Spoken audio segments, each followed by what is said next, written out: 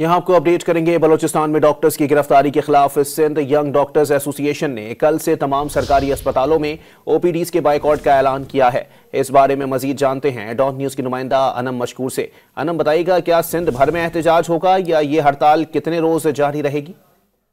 जी बिल्कुल, बलूचिस्तान में जो डॉक्टर्स की गिरफ्तारी हुई है से जो है मुकम्मल तौर पर गैर आईनी करार देते हुए सिंध के डॉक्टर्स ने भी जो है एहतजाज में शिरकत कर ली है और कहा यही जा रहा है कि वाईडी की जानिब से कल से जो है ओपीडीज का सिंध के सरकारी अस्पतालों में बॉयकॉट किया जाएगा। इब्तदाई तौर पर तो उन्होंने ये कहा है कि 2 घंटे के लिए वो ओपीडीज का सुबह के औकात में बॉयकॉट करेंगे, लेकिन अगर उनके मुतालबात नहीं माने गए तो एहतजाज का दायरा मजीद वसी किया जाएगा। जी बहुत शुक्रिया अनम।